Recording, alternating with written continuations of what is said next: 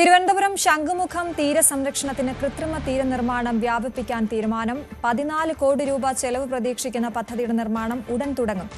Major irrigation വകുപ്പിനാണ് നിർമ്മാണത്തിന്റെ മേൽനോട്ടം. ഓരോ വർഷവും ലക്ഷക്കണക്കിന് വിനോദസഞ്ചാരികൾ എത്തുന്ന തലസ്ഥാനത്തിന്റെ ഒരു മുഖമാണ് ശംഖുമുഖം തീരം.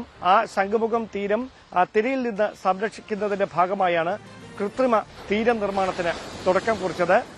നേവി ദിനത്തോട് അനുബന്ധിച്ചാണ് പ്രാഥമികമായി ഇതിന്റെ നിർമ്മാണ പ്രവർത്തനങ്ങൾ ആരംഭിച്ചതെങ്കിലും അത് തിരയിൽ നിന്ന് തീരത്തെ സംരക്ഷിക്കുന്നുവെന്ന വിലയിരുത്തലിന്റെ അടിസ്ഥാനത്തിലാണ് ഈ കൃത്രിമ തീര നിർമ്മാണം വ്യാപിപ്പിക്കാനുള്ള ഒരു തീരുമാനത്തിലേക്ക് സർക്കാർ എത്തിയിരിക്കുന്നത്. മേജർ ഇറിഗേഷൻ വകുപ്പിന്റെ മേൽനോട്ടത്തിലാകും ഇതിന്റെ തുടർ നിർമ്മാണ പ്രവർത്തനങ്ങൾ. ഏതാണ്ട് 14 കോടി രൂപ ചെലവിലാണ് പദ്ധതി നടപ്പിലാക്കുക. ഡയഫ്രം വാൾ മുതൽ ആറാട്ട് മണ്ഡപം വരെ നീളുന്ന തരത്തിലാണ് ഈ കൃത്രിമ തീരം നിർമ്മിക്കുക.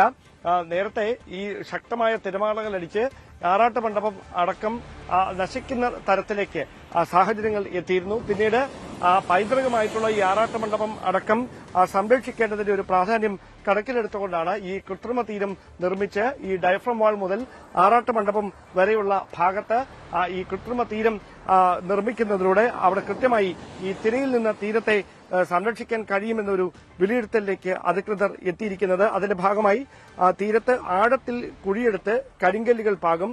തുടർന്ന് തിര വന്നടിച്ചാലും ഇളകാത്ത രീതിയിലാകും ഇതുമായി ബന്ധപ്പെട്ട ജിയോ ബാഗുകൾ അടക്കം സ്ഥാപിക്കുക. ഇത് കഴിഞ്ഞാണ് മണൽ നിരത്തുന്നത്.